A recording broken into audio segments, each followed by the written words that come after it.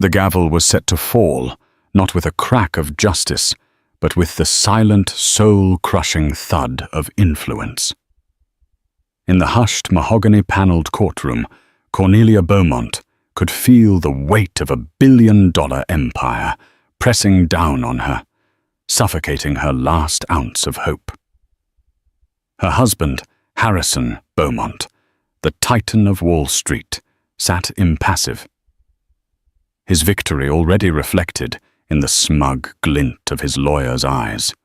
The judge a man Harrison played golf with was clearing his throat to deliver a verdict that would leave her with nothing but shame.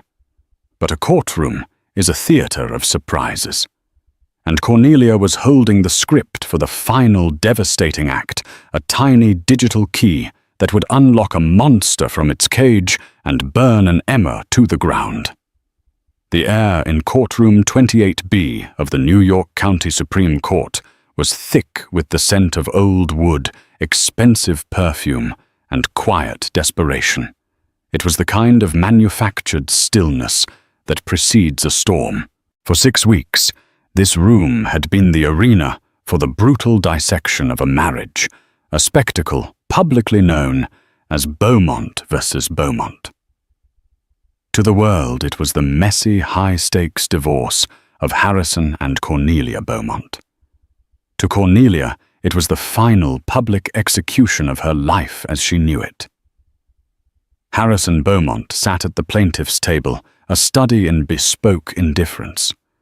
His suit, a tailored charcoal masterpiece by Zegna, probably cost more than the first car Cornelia ever owned. He wasn't just a man. He was an institution. As the founder and CEO of Beaumont Capital, his name was a verb on Wall Street. To Beaumont, a company was to acquire it with surgical, ruthless precision. He exuded an aura of indomitable power, a gravitational field that bent wills and rewritten truths. His silver-streaked hair was perfectly coiffed, his jaw set, his gaze fixed not on his wife or the judge, but on a point somewhere in the middle distance, as if he were already contemplating his next quarterly earnings report. Beside him, Marcus Thorne Escour moved with the predatory grace of a panther. Thorne was a legend in the world of matrimonial law, known for reducing formidable opponents to weeping puddles of regret. His briefcase was alligator. His smile was wider. He had systematically painted Cornelia as a vindictive, unstable, and profligate, a woman who had enjoyed the fruits of Harrison's genius without ever contributing a single meaningful thing to their union. He had paraded a series of witnesses: a disgruntled former housekeeper, a society friend whose loyalty was bought and paid for, a psychologist who spoke in clinical, damning terms about Cornelia's emotional volatility, each one driving a nail into the coffin of her credibility. On the other side of the aisle sat Cornelia. She felt like a ghost haunting the scene of her own demise. She wore a simple navy blue dress, a stark contrast to the couture armor she used to don for galas and board dinners. Her hands were clasped so tightly in her lap that her knuckles were white mountains on a pale landscape. Every so often, her eyes would drift to Harrison, searching for a flicker of the man she had married 22 years ago, the ambitious but warm man who had quoted poetry to her in Central Park. She found nothing. In his place was this cold, polished effigy of success. Her lawyer, Chloe Sterling, was a fighter. Young, sharp, and fiercely dedicated, Chloe had been a relentless advocate for Cornelia, but she was outgunned and outmaneuvered at every turn. It was like bringing a finely crafted rapier to a tank battle. Thorne had a team of 20. Chloe had a paralegal and a mountain of debt.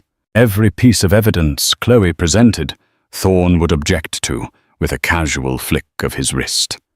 Every witness she called, he would dismantle on cross-examination with surgical contempt. The crux of the case was the prenuptial agreement. Signed when Harrison had more ambition than assets, it was by New York standards ironclad. It stipulated that in the event of a divorce, Cornelia would receive a one-time payment of $5 million. A pittance compared to the estimated $3.7 billion Harrison now commanded. The only way to break the prenup was to prove gross marital misconduct, specifically infidelity, backed by irrefutable evidence. They knew Harrison had been unfaithful. The whispers followed Cornelia everywhere, in the silent judgment of friends at the country club, in the thinly veiled pity of the other parents at their son's elite private school. The affair was with a younger woman, an art gallery curator named Calla Dubois. They had pictures, grainy long-lens shots of Harrison and Calla dining in a dimly lit corner of a restaurant, of them entering a discreet boutique hotel in Soho. But Thorne had masterfully neutralized every photo. Dining with a colleague, he'd explained away one. A business meeting, he'd dismissed another. Mr. Beaumont is a patron of the arts. Ms. Dubois is a respected figure in that world. Are we to criminalize professional association? He made it sound preposterous, even shameful to suggest anything sordid. Without a confession, without a photograph of a literal embrace, it was all just insinuation, and insinuation didn't break ironclad prenups. Now the final act was playing out.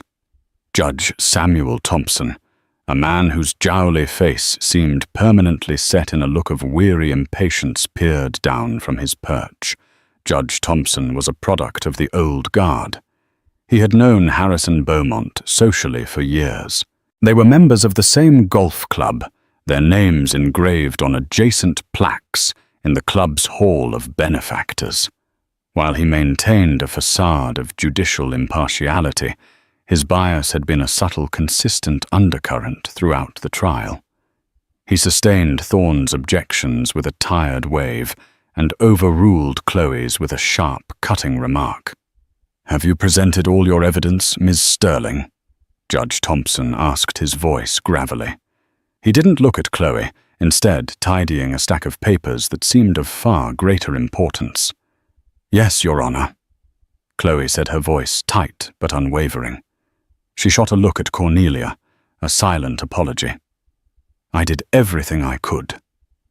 "Mr. Thorne, we rest Your Honor," Thorne said, a triumphant smirk playing on his lips. He gave Harrison a nearly imperceptible nod. The king was secure in his castle. Judge Thompson sighed, a theatrical display of a man burdened by the trivialities before him. "I have reviewed the evidence presented over the past 6 weeks. I have considered the testimony and the arguments of counsel." He adjusted his robes. This was it. The eulogy. The prenuptial agreement signed by both parties on May 12, 2003, is clear and unambiguous. The judge began, his words falling like stones into the silent room. The standard to invalidate such a document is exceedingly high. While counsel for the defendant has attempted to paint a picture of marital misconduct, the evidence has been circumstantial at best. Cornelia felt the blood drain from her face. The courtroom began to feel distant, the sounds muffled as if she were underwater. She could see their son Julian sitting in the first row of the public gallery. At 17, he was a handsome, conflicted echo of his father. Throughout the trial, he had been Harrison's staunchest defender. His eyes, whenever they met Cornelia's, filled with a mixture of anger and disappointment. Harrison had convinced him this was all his mother's fault, a greedy cash grab. Seeing him there, believing the lie was the cruelest cut of all. The photographs presented do not meet the evidentiary threshold for infidelity. The judge continued, his voice droning on. The defendant's claims of emotional distress, while perhaps genuine, do not rise to the level of duress required to set aside a legally binding contract. The agreement was entered into willingly, with both parties represented by competent counsel. Competent counsel. Cornelia's lawyer back then had been a family friend of Harrison's, a man who had told her the prenup was just a formality. Therefore, Judge Thompson said, lifting the gavel slightly, it is the finding of this court that the prenuptial agreement is valid and enforceable. The petition to have it set aside is denied. The terms will stand as written. Mr. Beaumont will pay the defendant the sum of $5 million as a final settlement. All other claims are dismissed. A gasp, small and stifled, escaped Cornelia's lips. $5 million?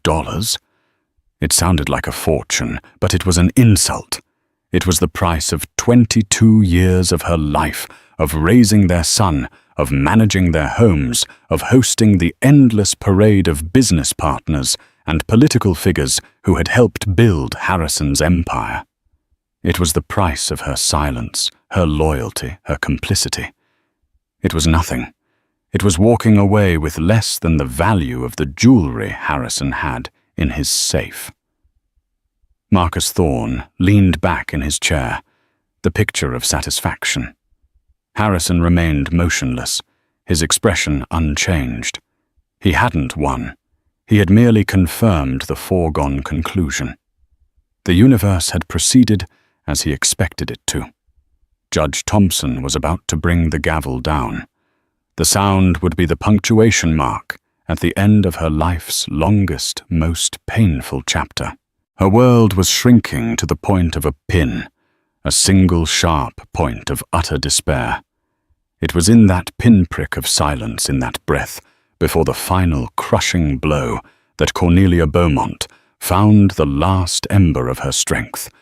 She had held on to one thing, a desperate last-ditch contingency she had prayed she would not have to use.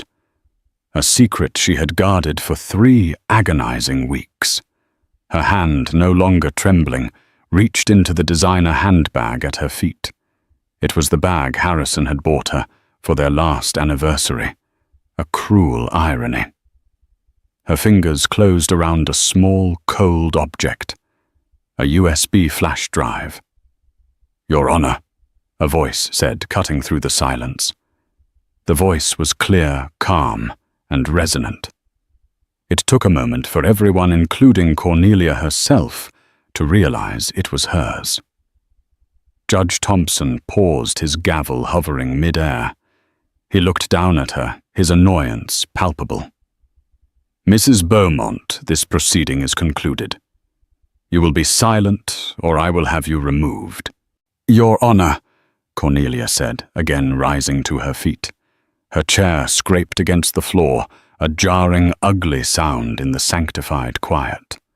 Chloe Sterling was on her feet beside her hand on her arm, her face a mask of confusion and alarm. "Cornelia, what are you doing?" Chloe whispered urgently. Cornelia ignored her.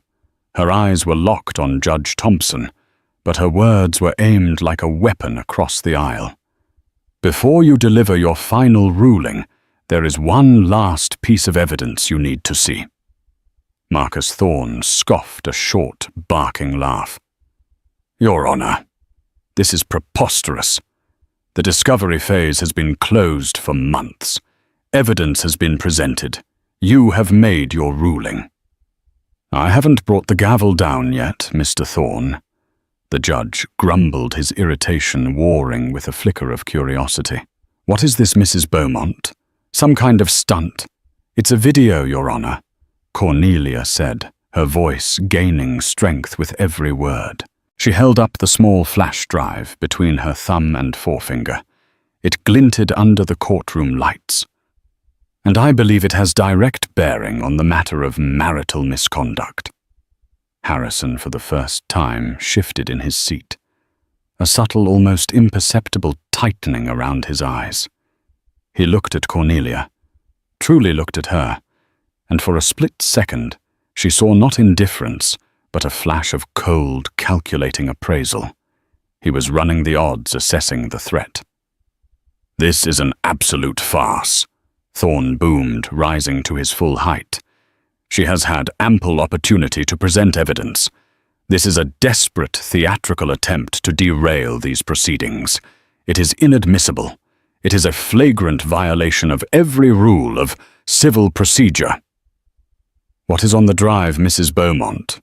Judge Thompson asked, his gaze narrowed on the tiny object in her hand. "A conversation," Cornelia replied, her heart now hammering against her ribs, not with fear, but with a wild, terrifying surge of power. "A conversation between my husband and his mistress, Calla Dubois." The name hung in the air, no longer a whispered insinuation, but a stark fact. Harrison's face remained a mask, but a muscle in his jaw twitched. Julian in the gallery leaned forward, his face a canvas of confusion. "Objection. Unsubstantiated. Foundation. Hearsay."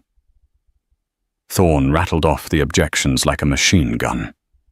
"Your Honor," Chloe Sterling suddenly chimed in, recovering from her shock and seeing the opening. "My client is making a serious claim. If this evidence is as pivotal as she suggests, to ignore it would be a miscarriage of justice. We ask the court for permission to play the video."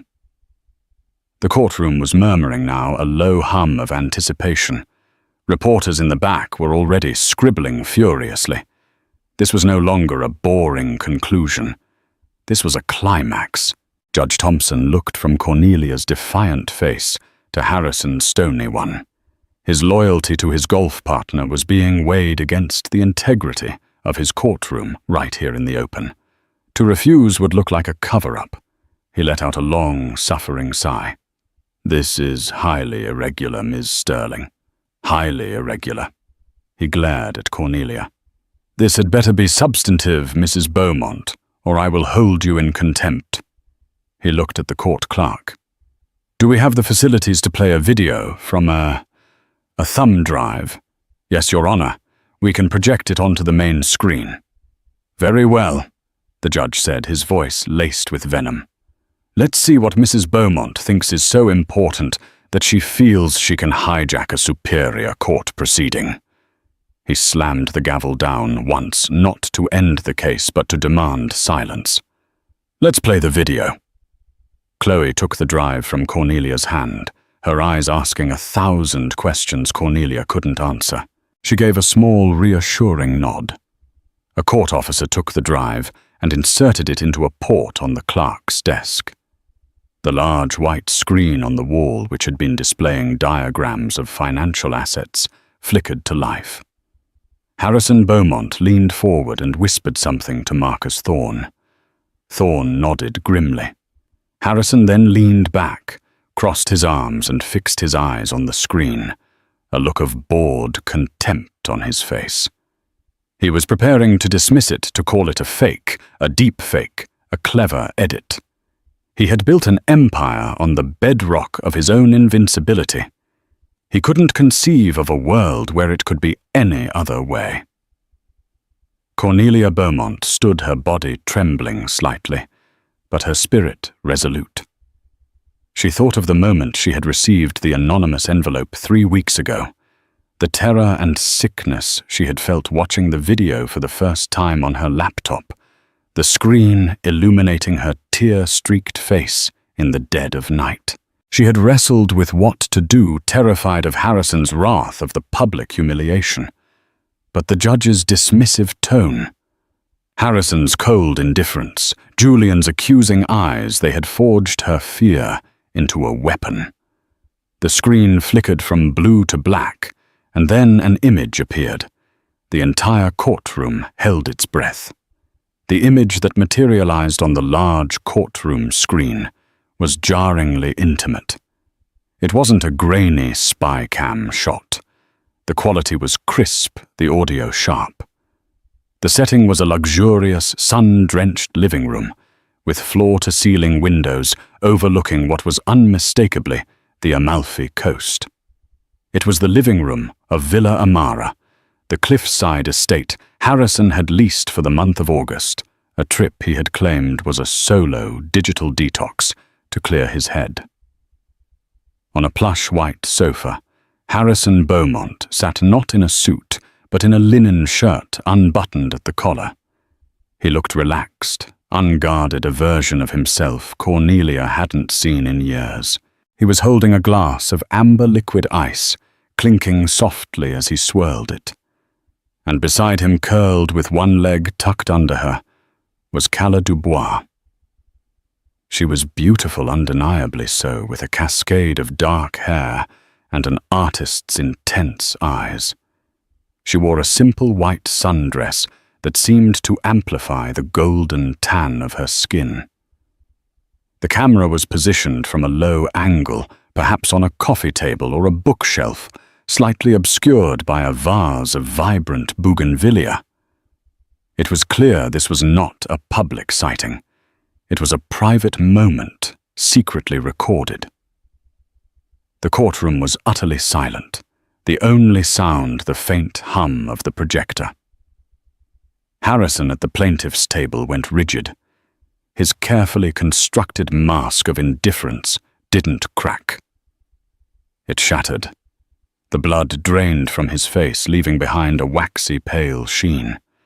He stared at his own image on the screen, a look of pure, unadulterated shock in his eyes. He slowly turned his head to look at Cornelia, and the gaze that met hers was no longer cold or appraising. It was murderous. Marcus Thorne looked as though he'd been struck by lightning. His mouth was slightly agape, his confident posture collapsing in on itself. He was running through a Rolodex of legal objections, but they were all useless. The man he had spent 6 weeks defending as a maligned husband was on a 10-foot screen, looking very much not maligned. On the screen, Calla laughed a light musical sound. "You look so serious, Ali." Her voice filled the courtroom, clear as a bell. "What are you thinking about Harrison on the screen?" The relaxed vacationing. Harrison took a slow sip of his drink. He stared out at the azure sea. Just the board meeting next week. And Cornelia. The mention of her name sent a jolt through Cornelia. She felt Julian stiffen beside her in the gallery. Calla traced a finger along his arm. Forget about Cornelia. She's all the way back in New York, probably planning a charity luncheon. The condescension in her tone was a physical blow. "When are you finally going to tell her?" "You promised." Harrison sighed, a sound of deep, world-weary frustration. "It's not that simple, Calla. You don't just end a 22-year marriage, especially not with a woman like Cornelia." "What does that mean, a woman like Cornelia?" Calla's voice was sharper now. This was the moment. The reason Cornelia had held this back. It wasn't just about the affair. It was about the truth that underpinned it. Harrison on the screen leaned forward, his voice dropping to a conspiratorial, intimate tone. "Cornelia is a fixture. She's part of the brand, the graceful, supportive wife. It's a role she plays perfectly, and it's a role that's been very, very good for business. You don't just fire your best asset." Chloe Sterling drew in a sharp breath. This was better than a simple confession of infidelity. This was a confession of motive, of the cold, calculated utility of his marriage. Calla on the screen looked unconvinced. "So I'm just supposed to wait in the shadows forever?" "That wasn't the deal, Harrison. You said you loved me. You said she meant nothing to you." Harrison put his glass down and turned to face her, taking her hands in his. His expression was earnest, persuasive, the same expression he used to close a multi-billion-dollar deal. "Of course I love you," he said, his voice a velvet murmur. "You're everything to me. But you have to understand the mechanics of my world. The divorce has to be on my terms. The prenup is ironclad. I've made sure of that. My lawyer Thorne, he'll paint her as unhinged. We'll leak a few stories, create a narrative. In the end, she'll be lucky to walk away with the settlement." Marcus Thorne in the courtroom sank lower in his chair, his face turning a shade of crimson. He was being discussed by his own client on tape as a pawn in a scheme to defraud the court. Judge Thompson was no longer looking impatient. He was transfixed, his mouth a thin, hard line. The casual mention of manipulating the legal process, a process he was presiding over, had wiped all traces of old boys' club camaraderie from his face. "And the $5 million from the prenup?" Calla asked, her voice laced with skepticism.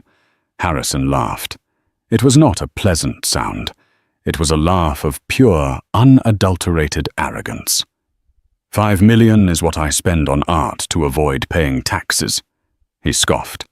The camera angle caught the cruel smirk on his face. "It's a rounding error. But listen, and listen carefully. This is important." He leaned closer still, his voice dropping even further, forcing the entire courtroom to strain to hear. "The real money, the serious money, isn't even on the books. Half of Beaumont Capital's growth in the last quarter came from the offshore holding company in the Caymans. The charitable foundation we set up last year. It's a wash. We move assets through it clean as a whistle. Cornelia's name isn't on any of it. My lawyers have made sure my entire financial empire is a ghost to her and to the IRS. So when I say she'll get nothing, I mean nothing of what's real." A collective gasp went through the courtroom. This was no longer a divorce proceeding. This had just crossed the line into a confession of massive financial fraud. Chloe Sterling's hand flew to her mouth, her eyes wide with disbelief. She looked at Cornelia, who stood like a statue, her face pale, but resolute. Cornelia hadn't just brought a knife to a gunfight. She had brought a nuclear bomb. On the screen, Harrison stroked Calla's cheek. "So you see, I have to manage my exit from this marriage carefully. It's a business transaction. Once I'm clear of her, and the dust settles you and I can be together. Properly. But you have to be patient. You have to trust me. And what if I don't?" Calla's voice was quiet, but it held a new steely edge. Harrison's smile faded. His eyes went cold. The charm evaporated, replaced by the predator Cornelia knew all too well. "Then you'll find that I am a very, very bad enemy to have," he said softly. "You're a smart girl, Calla. Don't be a foolish one." The video ended. The screen went black. For a full 10 seconds, the courtroom was plunged into a silence so profound it was deafening. It was a vacuum where every single person was processing the magnitude of what they had just witnessed. The confession of the affair was the smallest part of it. The casual admission of perjury witness, tampering tax evasion, and offshore fraud, all delivered with the smug certainty of a man who believed he was untouchable. It was a symphony of self-destruction. Then chaos erupted. The reporters in the back scrambled for the doors, fingers flying across their phones, desperate to be the first to break the story. Shouts echoed in the chamber. "Order, order in this court!" Judge Thompson bellowed, banging his gavel repeatedly, the sound now sharp and frantic. Marcus Thorne was on his feet, his face ashen. "Your Honor, this is an outrage. This video is unverified. It could be doctored. It's an illegal recording, a violation of privacy. It is completely inadmissible." But his protests were hollow, drowned out by the gravity of the moment. Everyone in the room knew they had seen the truth. Harrison Beaumont did not move. He was staring at the blank screen, but his focus was turned inward. He was a master strategist, a man who saw every angle and for the first time in his life, he had been completely and utterly blindsided. He slowly turned his head, his eyes locking onto Cornelia's across the room. The hatred in them was pure, distilled, and terrifying. If looks could kill, she would have been reduced to ashes on the courtroom floor. But Cornelia did not flinch. For the first time in 2 decades, she felt no fear of him. She had taken his greatest weapon, his power, his belief in his own invincibility, and used it to slit his throat. Then a new sound cut through the din. A choked sob. It came from the gallery. Julian Beaumont was on his feet, his face a mess of tears and confusion. His hero, the father he idolized, the man who had convinced him his mother was the villain, had just confessed to everything and more. The world he knew, the father he loved, had been a lie.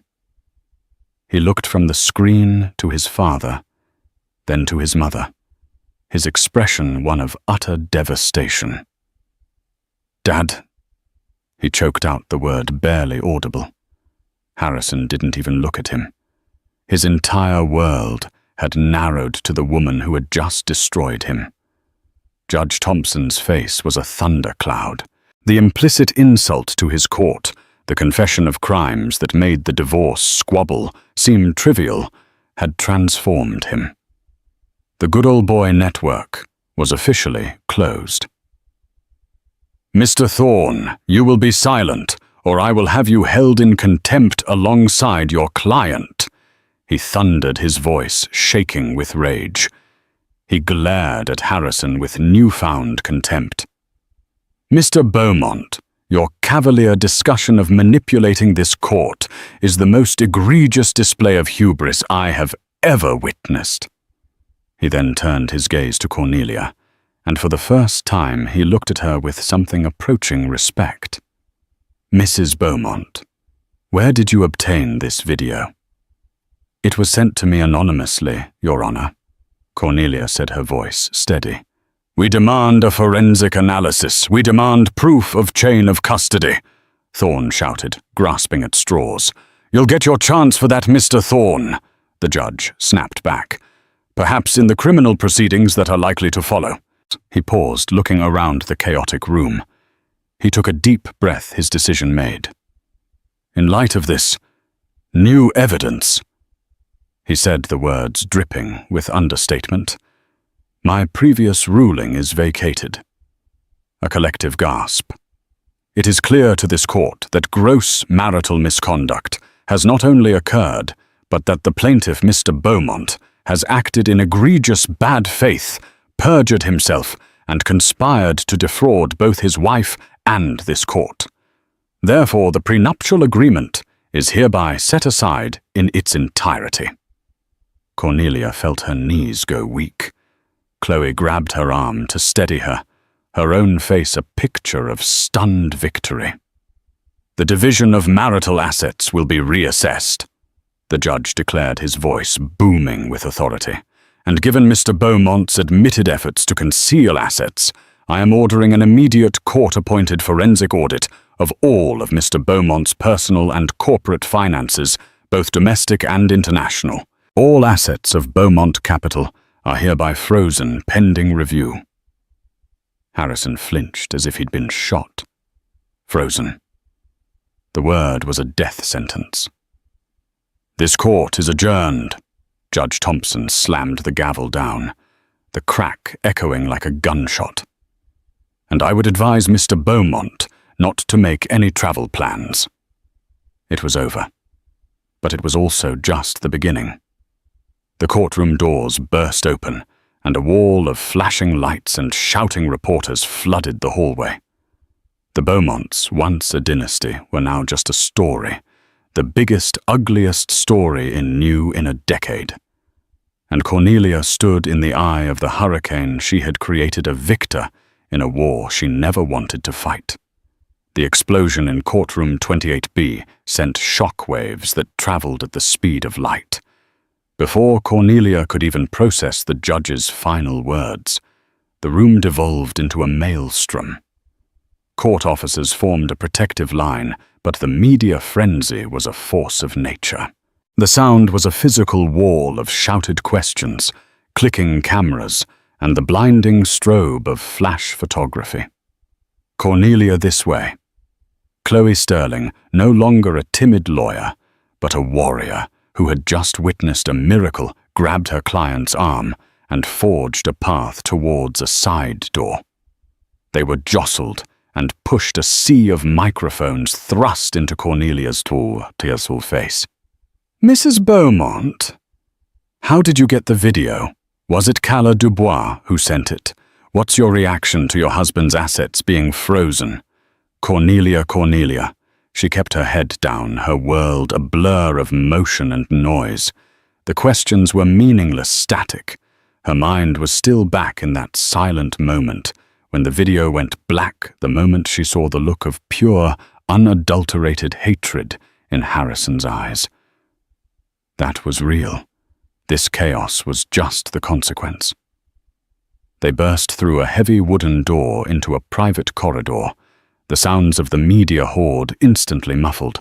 Cornelia leaned against the cool marble wall, her legs finally giving way to a tremor she could no longer control.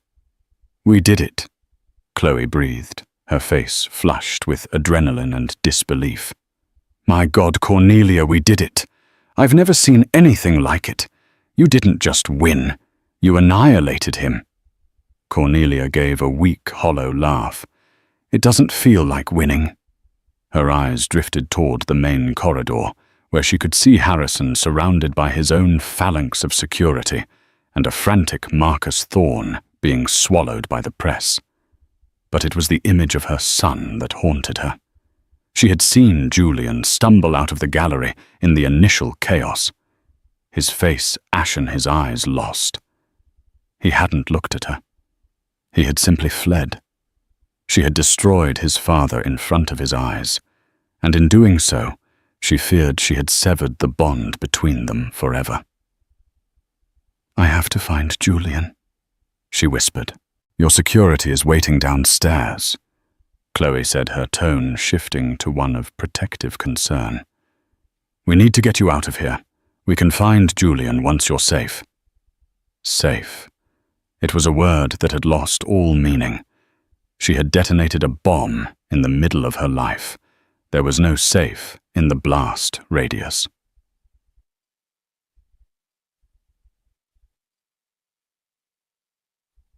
Meanwhile, in a black town car, speeding away from the courthouse, Harrison Beaumont was a cold animal.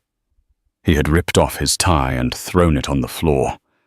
His face, usually so controlled, was a mask of cold fury. "What the hell was that, Marcus?" he snarled, his voice low and dangerous. Marcus Thorne, looking 10 years older than he had an hour ago, wiped a bead of sweat from his temple. Harrison. I had no idea. How could I know she had something like that? It must have been an illegal recording. We can fight it on those grounds. We can appeal. Harrison turned to him with a look of such venom that Thorne physically recoiled. "Appeal, appeal!" he roared, his voice filling the car. "Did you not hear the judge? My assets are frozen. The SEC will be crawling up my colon by lunchtime. The IRS will be sending a goddamn army. My company's stock is probably already in free fall. An appeal won't stop the bleeding." She didn't just wound me, Marcus. She shot me in the head. In public, he slammed his fist against the leather seat. "Cala!" He hissed the name like a curse. It had to be her. No one else could have recorded that. His mind was racing not with fear, but with a cold, strategic rage. He was already shifting from damage control to retribution. "Find her, Marcus," he commanded. "I don't care what it takes. Private investigators, surveillance, whatever you need. Find out who she's talking to. Find out everything, and get a team on this video. I want to know how it got from her to Cornelia. I want every link in that chain." "And what about Cornelia?" Thorne asked tentatively. Harrison stared out the window at the blurred cityscape of Manhattan, the empire he had built. "Cornelia," he said, his voice dropping to a chilling whisper. "Cornelia will learn what it truly means to be my enemy."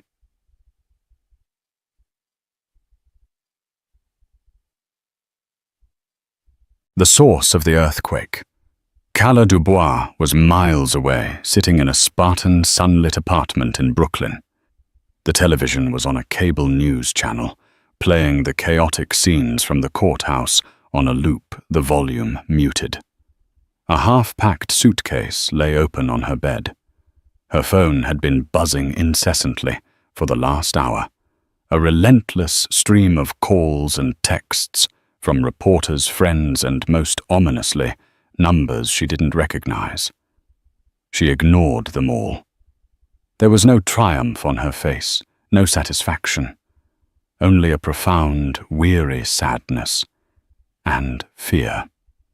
She had wrestled with the decision for months. The video had been her insurance policy recorded on a whim after Harrison had made a particularly chilling threat disguised as a lover's promise. He had promised her the world, but his promises were built on a foundation of lies and cruelty. She had seen firsthand how he treated people he considered disposable. She had been his beautiful distraction, but she was starting to feel like his next liability. The final straw had come 2 months ago. A missed period, a positive test, and a conversation with Harrison that had stripped away any lingering illusions she had about him. When she told him she was pregnant, his charm had vanished instantly. He had offered her money, a lot of money, enough to take care of the problem and disappear. He had been clear a child was not part of his carefully managed exit strategy. It was then she understood. To him, she and their unborn child were just another asset to be liquidated. So she had made her own exit strategy. She couldn't go to the police. Harrison's reach was too long. She couldn't fight him in court. She had no resources.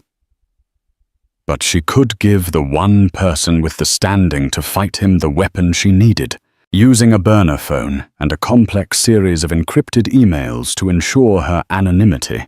She had arranged for the flash drive to be delivered to a post office box she had set up for Cornelia under a false name. It was a desperate, dangerous gamble. She had no idea if Cornelia would use it or how. Now, watching the news, she knew. She had given Cornelia the power to burn Harrison's kingdom down. But Cala knew Harrison. The fire would not stop with him. He would search for the source for the person who had betrayed him. And when he found her, his vengeance would be swift and terrible. Her hand went to her still flat stomach. She wasn't just running for herself anymore. She picked up her phone, took a deep breath, and made a call.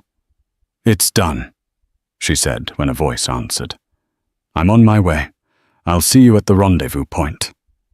She hung up, deleted the call log, and placed the phone on the counter.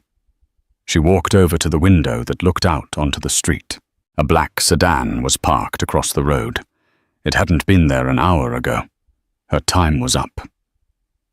Leaving the phone and most of her belongings behind, she grabbed the suitcase, slung a purse over her shoulder, and slipped out the back entrance of the apartment building into a grimy alleyway, melting into the anonymous afternoon crowds of the city.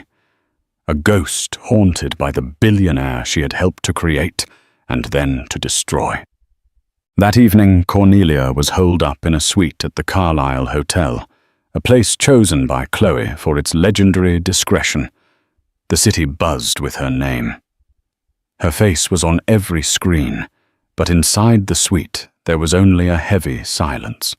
Chloe had finally left after fielding a barrage of calls, including one from the U.S. Attorney's Office for the Southern District of New York, who were very interested in speaking with Mrs. Beaumont. Cornelia hadn't eaten. She had been trying to reach Julian for hours, but his phone went straight to voicemail. She had called the school his friends, his girlfriend. No one had seen him since he fled the courthouse. A cold knot of dread was tightening in her stomach. Just after 9 p.m., there was a soft knock on the door. Thinking it was room service she hadn't ordered, she opened it to find Julian standing there. He looked broken. His eyes were red-rimmed and puffy, his school blazer rumpled. He didn't look at her, his gaze fixed on the plush carpet. "Julian!" She breathed relief washing over her, so intensely she felt dizzy. She reached for him, but he flinched away from her touch. "I went to see him," Julian said, his voice hoarse. "At his office. I had to hear him say it. I had to hear his side." Cornelia's heart sank. "Oh, Julian, he told me," Julian continued, finally looking up at her, his eyes filled with a pain that mirrored her own. "He told me the video was fake. A deep fake, he called it. He said you and some tech wizard cooked it up to extort him. He said you were a liar and a thief. You don't believe that, do you?" she asked softly. Julian shook his head, a single tear tracing a path through the grime on his cheek. "I wanted to. For a minute I almost did. He was so convincing. My father, you know." He let out a bitter, joyless laugh. "But then I saw his eyes. He wasn't sad or hurt. He was just angry. Angry that he got caught." He finally walked into the room and collapsed onto an armchair. "Everything he said, about the money, about you, calling you an asset, was that real?" Cornelia sat on the ottoman opposite him, her hands clasped in her lap. She owed him the truth. All of it. "Yes," she said quietly. "All of it." For a long time, Julian just stared into space, processing the complete demolition of his childhood reality. The powerful, brilliant father he worshipped was a fraud. The cold, distant mother he had resented was the one telling the truth. "The news," he said finally. "They're calling it the Beaumont implosion. They said Beaumont Capital stock dropped 60% before they halted trading. They're saying he could go to prison. For a long time." "I know," Cornelia whispered. Julian looked at her, his expression a complex mixture of anger, hurt, and a dawning, reluctant understanding. "Why, Mum? Why did you do it like that? In front of everyone, in front of me?" The question hung in the air, heavy and sharp. It was the question she had been asking herself all day. "Because he left me no other choice," she said, her voice trembling with the weight of years of silent suffering.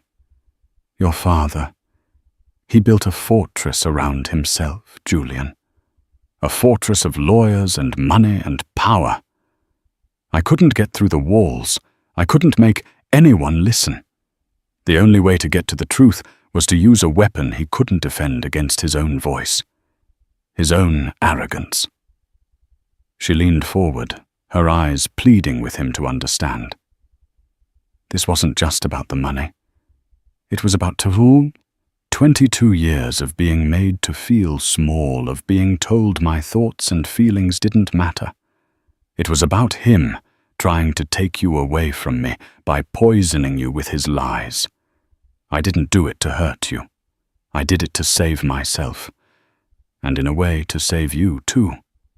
From him." Julian didn't respond. He just sat there, the heir to a fallen empire, a boy caught in the rubble of his parents' war. Cornelia had won the battle, but she looked at her son's shattered face and realized the war was far from over. The casualties were still being counted. The days following the courtroom detonation were a maelstrom. The Beaumont implosion became the media's shorthand for Harrison's spectacular fall. His face, a scowling, paparazzi-shot visage, was everywhere. The video of his confession became a viral sensation, his boast about tax evasion an infamous meme. The consequences were swift. The U.S. attorney unsealed a criminal complaint, the SEC filed a civil suit, and Beaumont Capital, his life's work, was gutted. The board forced his resignation, and Harrison, once the king of Manhattan, became a prisoner in his penthouse, his empire reduced to rubble. For Cornelia, victory was a strange, disorienting country. On paper, she was powerful, celebrated. The court had awarded her a staggering fortune, and women on the street offered quiet congratulations. Yet her new life felt hollow. She was a victor, living in a gilded cage at the Carlyle, hounded by reporters and opportunistic bankers. The deepest wound was Julian. He stayed with her, a silent, brooding presence, a ghost moving through the opulent suite. He had withdrawn from his life, and Cornelia feared her victory had cost her son his innocence forever. One evening, Chloe Sterling arrived, her briefcase bulging. "The forensic team is making progress," she said, her tone grim. "The offshore accounts are a labyrinth, but Harrison's greed was his undoing. He kept meticulous records. We'll get it all." She paused, her expression hardening. "He knows Calla was the source. His PIs tracked the burner phone trail. Marcus Thorne is filing motions to have the video thrown out, claiming illegal recording and extortion. It won't work, but it shows where Harrison's head is. He isn't thinking about his defense. He's thinking about revenge." That night, Chloe's words became terrifyingly real. A call from hotel security jolted Cornelia from a restless sleep. A man posing as a pizza delivery driver had been caught trying to access her floor. He wasn't carrying pizza. He was carrying a professional-grade listening device. Harrison, stripped of his legal power, was resorting to shadows and spies. The fear, a low hum for days, sharpened into cold resolve. Cornelia was done hiding. The next day, she checked out of the Carlyle. In a move that shocked her friends, she moved back into the Fifth Avenue penthouse she had shared with Harrison, a property now legally hers. It was a reclamation of her territory.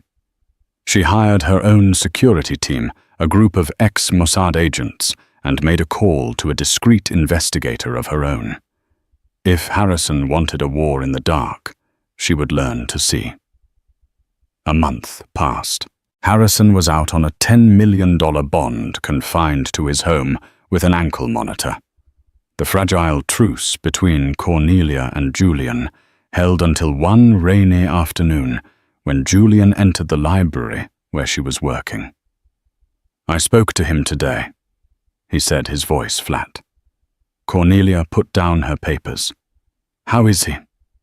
"He sounds smaller," Julian said, searching for the word. "He asked me to come live with him. He said, 'You've taken everything, and now you're trying to take me.' He told me he was the victim." Cornelia fought back a surge of anger. "What did you tell him?" Julian met her gaze, his eyes clearer than they had been in weeks. "I told him he was a liar. I told him he didn't lose his family. He threw it away." His voice cracked. "And I told him not to call me again." Tears welled in Cornelia's eyes. It was a moment not of triumph, but of profound shared sorrow. The son she feared she had lost had finally found his own way to the truth. He crossed the room, and for the first time since the trial, hugged her tightly. "I'm sorry, Mom," he whispered, "for not believing you. I'm sorry you had to go through this." She wept, holding on to him. In that moment of fragile peace, her private phone rang. It was the investigator. "We found her. the man's voice said, clipped and professional. Cala Dubois. She's in a small town in Quebec. She's had a baby. A boy. Harrison's son. The news landed with the force of a physical blow. There's more, the investigator continued. We tracked the source of her escape fund, the logistics, the encrypted money transfers. It wasn't her doing. The payments originated from a firewalled trust controlled by your husband's mother, Meredith Beaumont. Cornelia sank into a chair, stunned. Meredith, the family's iron-willed matriarch, had always despised her. But she revered Harrison. Why help the woman who caused his downfall? The answer was as brilliant as it was ruthless. Meredith's loyalty was not to her son, but to the Beaumont bloodline. She had helped Cala disappear, not to spite Harrison, but to protect his heir, the illegitimate child he had tried to erase. Cornelia finally understood the full scope of the game. It was never just about a marriage. It was about a dynasty. Harrison, cornered and facing prison, was still hunting for Cala, desperate to silence the last witness. And now Cornelia held the map. She looked at Julian, her own son, whose future she had fought to secure. The war wasn't over. She had fought to save herself. Now she had to fight to protect a woman she'd never met and the innocent child caught in the crossfire.